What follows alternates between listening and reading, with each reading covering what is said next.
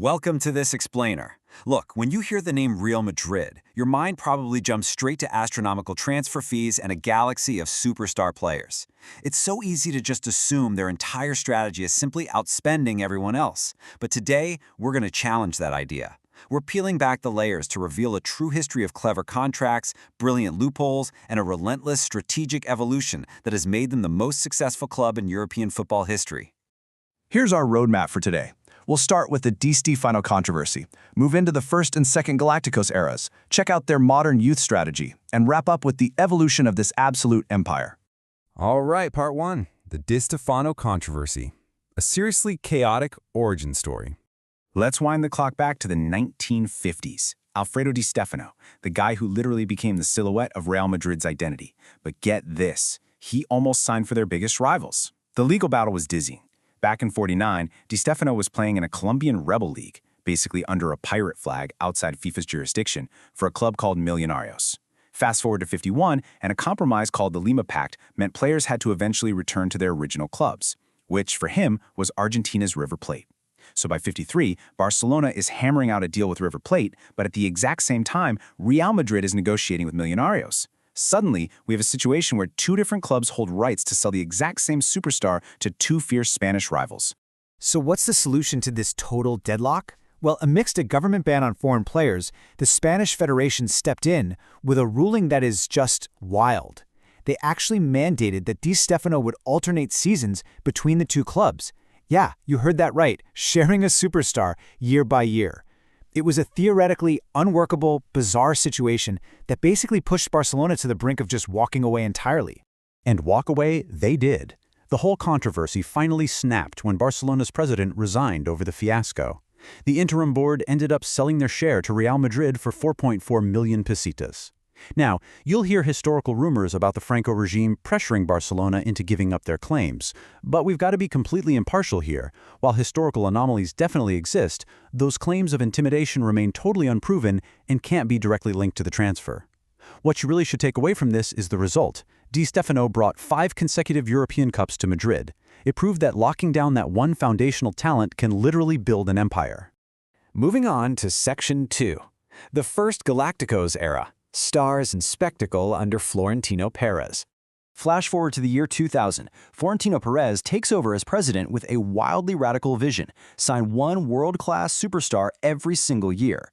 Just look at the sheer financial weight of this Zidane Zipervones policy. The idea was to combine expensive stars with youth academy players.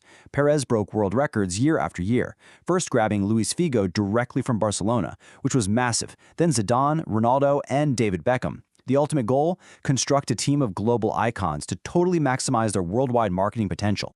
But there was a pretty fatal flaw in all this spectacle. They were so hyper-focused on marketing, like pushing players like Beckham onto these exhausting Asian preseason tours, that they completely ignored defensive stability. I mean, they outright refused to pay their defensive anchor, Claude Makelele, what he was actually worth, leading to his exit. Former player Steve McManaman really hit the nail on the head when he called this era the Disneyfication of Real Madrid. It was an incredible show, for sure, but after some initial success, it led to 3 straight seasons without a major trophy. Which brings us to Section 3, the second Galacticos era, optimized superstar dominance. So after that first era ended in a bit of a perceived failure and Perez stepped down, he makes this dramatic return in 2009. And this triggered a new, highly optimized superstar era. The contrast here is night and day. The early 2000s were, kind of a vanity project that lost its tactical footing. But the 2010s? That was about ruthless, balanced squad building. They didn't just want the most famous guys anymore. They wanted the most effective ones, specifically targeting European dominance to end Barcelona's trouble-winning supremacy. To pull that off, Perez unleashed the 2009 mega summer. The scale of this single transfer window is still staggering. They scooped up multiple absolute legends all at once. Cristiano Ronaldo for a world record fee, Kaká, Karim Benzema, and a hugely crucial midfield anchor in Xabi Alonso. They literally built a powerhouse in a single swoop. This matters because it proved Madrid was perfectly willing to rebuild an entire core in just a few months to take back the crown. Now, it wasn't an overnight fix. Accumulating all that massive, expensive talent famously prompted a pretty colorful observation from Jurgen Klopp. After his much cheaper, mostly homegrown Borussia Dortmund squad knocked Madrid out of the Champions League in 2013, he wryly joked that it felt like Robin Hood taking from the rich. It's a great reminder that just throwing money at the pitch doesn't guarantee an instant win. But here's the thing, Madrid just kept refining the machine. They brought in tactical managers like Carlo Ancelotti and Zinedine Zidane, and they finally balanced out that attack with defensive anchors like Casemiro. And the ultimate payoff? Completely unprecedented. This era totally overshadowed Barcelona in Europe, capturing a mind-blowing 4 Champions League titles in just 5 years between 2014 and 2018. The optimized Galactico model had worked flawlessly. All right, Section 4, the modern youth strategy, from spending money to printing it.